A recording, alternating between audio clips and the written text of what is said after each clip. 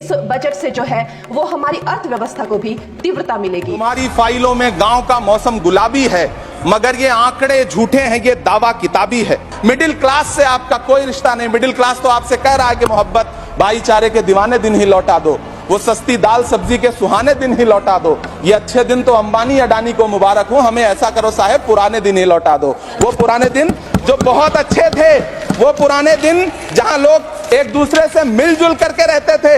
हर साल 2 करोड़ नौकरियां देने का दावा करने वाली ये सरकार 10 साल में युवाओं को नौकरियां नहीं दे पा रही है। 20 करोड़ नौकरियों का बोझ है इस सरकार के कंधे पर। देश देखेगा कि उन्हीं 20 करोड़ नौकरियों के बोझ तले दबकर बैठ जाएगी ये सरकार। ये देश देखेगा, क्योंकि जिस ओर जवानी चलती है उस ओर जमाना चलता है। देश का युवा नाराज है, देश का युवा गुस्से में है।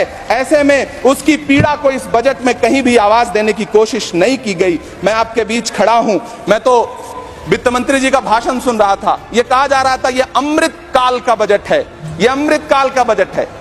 ये कौन सा बजट है ये बाद में तय होगा, लेकिन मैं इतना जानता हूं कि ये इस सरकार का अंतिम बजट है, आखिरी बजट है। इसके बाद न्याय का बजट पेश होगा, जिसकी चर्चा राहुल गांधी जी पूरे देश में कर रहे हैं। न्याय का बजट, न्याय महिलाओं के लिए, युवाओं के लिए, सामाजिक न्याय की बात जिसकी चर्चा पूरे देश में राहुल गांधी जी कर रहे हैं, वो न्याय का बजट पेश होगा अगली बार। ये इस सरकार का अंतिम बजट है, अंतिम बजट है। अमृतकाल में गरीबों की रोटी और दाल के लिए इस बजट में कोई प्रावधान नहीं है, कोई चर्चा नहीं है। और फिर आपको पूरी उम्मीद है कि पूरा देश आपके इस पेश किए गए बजट पे लहालोट हो जाए, तालियां पीटे, मंगल गान गाए।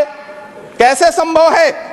मैं सदन में खड़ा होकर के इस बजट पे चर्चा करते हुए कहना चाहता हूं कि इस बजट में फुटपाथ पर रहने वाले, छप्परों में रहने वाले, झुग्गियों में रहने वालों के लिए क्या है, उनके लिए क्या है, जो प्रधानमंत्री के किए गए वायदों की बाट जोह रहे हैं।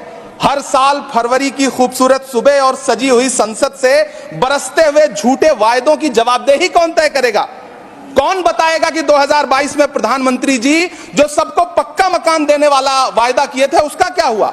सोशल मीडिया, खासतौर पर यूट्यूब और फेसबुक का इस्तेमाल करके लाखों लोग अपना करियर बना रहे हैं, हजारों रुपया इनकम कर रहे हैं। और आप भी फेसबुक और यूट्यूब के जरिए अपना करियर बना सकते हैं, लाखों रुपया इनकम कर सकते हैं। और उसके लिए जरूरी है कि आपको अपनी वीडियोस को फेसबुक और यूट्यूब पर लाइव करना होगा। और यूट्यूब और फेसबुक पर वीडियोस को लाइव चलाने के लिए सबसे अच्छा ऑप्शन और मोबाइल ऐप है गो लाइव इंडिया। यूट्यूब पर आप रोजाना वीडियोस डालते हैं, फेसबुक पर डालते हैं, लेकिन आपकी रीच नहीं बढ़ती है, आपके व्यूज नहीं आते हैं, और इसकी वजह से आपकी आमदनी नहीं हो पाती है। तो जो बुनियादी कमी है वो ये है कि आप लाइव का जो तरीका है उसको नहीं अपनाते हैं। और लाइव करने के लिए आपको गो लाइव इंडिया ऐप का सहारा लेना होगा। तो प्ले स्टोर पर जाइए, इस ऐप को डाउनलोड कीजिए और इसके जरिए आप अपनी वीडियोस को, खा वो रिकॉर्डेड वीडियो हो या लिंक के जरिए हो, इन सब तरीकों से आप अपनी वीडियोस को यूट्यूब और फेसबुक दोनों जगह लाइव चला सकते हैं। फिर आपके चैनल की रीच बढ़ेगी, हजारों रुपए का इनकम आएगा। और अब तक जो मायूसी थी सोशल मीडिया, खासतौर पर यूट्यूब और फेसबुक के हवाले से, अब वो आपकी मायूसी खत्म हो जाएगी। हमारे ट्रेजरी बेंच के साथी हंगामा कर रहे हैं। मैं तो कहना चाहता हूं मैम, वो एक बार इनके एक नेता एक गांव में गए और उन्होंने गांव में कहा कि गांव वालों आओ, मैं तुम्हारी समस्याएं समाप्त करना चाहता हूं। गांव वाले इकट्ठा हो गए। नेताजी ने गांव वालों से कहा बताओ तुम्हारी 2 समस्याएं बताओ, मैं दोनों समस्याओं का यहीं पे समाधान करूंगा। तो गांव वालों ने कहा साहब हमारी पहली समस्या है कि हमारे यहां कोई हॉस्पिटल नहीं है। तो नेताजी ने मोबाइल निकाला, कहीं फोन मिलाया और मिला के फोन पे पता नहीं क्या कुछ कहा कि यहां गांव में हॉस्पिटल नहीं है, हॉस्पिटल तुरंत, यहां हॉस्पिटल चाहिए। गांव वाले खुश हो गए कि 1 मिनट में यहां हॉस्पिटल आ रहा है।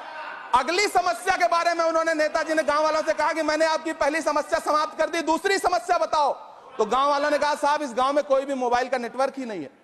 ये है इनके काम करने का तरीका, ये है झूठ बोलने का तरीका। इन्होंने वायदे किए बड़े बड़े, जो 10 साल के इनके वायदे हैं, मैं उनके बारे में बात करूंगा।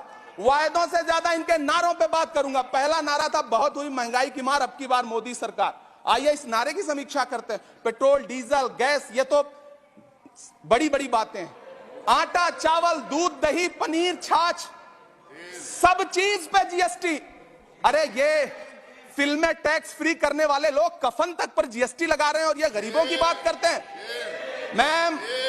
मैम, ये सरकार झूठ की सरकार है, ये सरकार के जितने दावे हैं सब खोखले हैं। आज प्रधानमंत्री जी कह रहे थे सबका साथ सबका विकास। ये कैसा सबका साथ सबका विकास है कि मौलाना आजाद नेशनल फेलोशिप आपने बंद कर दी, आपने माइनॉरिटी डिपार्टमेंट का बजट घटा दिया।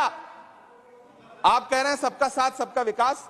आप बात करते हैं बेटी बचाओ बेटी पढ़ाओ। हमारी आंखें हाथरस से लेकर कठुआ से लेकर के और देश की जंतर मंतर की सड़क वो देख रहे हैं, जो हमारी ओलंपिक पदक लाने वाली बेटियों को प्रधानमंत्री की चौखट पे अपना मेडल रख देना पड़ रहा है। इससे शर्मनाक क्या हो सकता है। मैम, कृषि विकास दर जो 2014 में 4.6% थी, इस वर्ष गिरकर 1.8 कैसे हो गई? क्यों हर दिन 31 किसान आत्महत्या करने को मजबूर हैं? ये सरकार उन पर क्यों बात नहीं करती? कीमत तो बहुत बढ़ गई शहरों में धान की, लेकिन विदा ना हो सकी बेटी किसान की। मौका मिला तो लोगों ने कुर्सी के वास्ते तस्वीर ही बिगाड़ दी हिंदुस्तान की, और आज बड़ी बड़ी बातें कर रहे हैं। मैं यहां पर आपसे खड़ा होकर के मैं अंत में इतना कहना चाह रहा हूं कि वित्त मंत्री जी ने बजट में ट्रेनों के डिब्बे को वंदे भारत कोच में बदलने का एक प्रस्ताव रखा अपने भाषण में। ठीक है, ये सुनने में कानों को बहुत अच्छा लगता है, लेकिन मैम, ये सरकार ट्रेनों की सुरक्षा के बुनियादी मुद्दों पर एक शब्द नहीं बोलना चाहती। बालासोर हादसे में घायल हुए लोगों की चिता की राख अभी तक ठंडी नहीं हुई है। वंदे भारत के वीडियो पोस्ट करने वाली ये सरकार कभी भारत की जनरल डिब्बों की, रेलवे के स्लीपर क्लास डिब्बों की वीडियो अगर पोस्ट करे ट्विटर पे तब समझ में आए। बिहार से, इलाहाबाद से, लखनऊ से दिल्ली आने वाली, मुंबई जाने वाली ट्रेनें देख लीजिए, उनकी हालत देख लीजिए, तो आपको लगेगा कि ये वही ट्रेनें हैं। आज स्थिति यह है कि रेलवे स्टेशन तो छोड़िए, रनवे पर खाना खिला रही हैं आपकी प्राइवेट एयरलाइंस। अभी आपने जुर्माना लगाया है, नोटिस दिया है एक एयरलाइंस को। यह स्थिति आपने करके रख दी है ट्रेनों की, एयरलाइंस की। ऐसे में मैम, कागजों पर तो आप कितना भी वंदे भारत और बुलेट ट्रेन सर पर दौड़ा लीजिए, लेकिन असल में भारत की ट्रेनों की डिब्बों की सवारियों की हालत देखने लायक है। अगर सरकार खुली आंखों से उसे देखना चाहे तो देखे और उनकी स्थिति सुधारे। आज अपने प्रधानमंत्री जी ने अपने भाषण में यहां खड़े होकर कई बार न्यू मिडिल क्लास की बड़ी चर्चा की, न्यू मिडिल क्लास जनरेट करेंगे। लेकिन मैं तो यहां खड़ा होकर के सरकार से कहना चाहता हूं कि न्यू मिडिल क्लास का जुमला अपने पास रखिए। यह बताइए कि जो पुराना मिडिल क्लास है उसके साथ आप कैसा व्यवहार कर रहे हैं। आज उसकी स्थिति क्या है?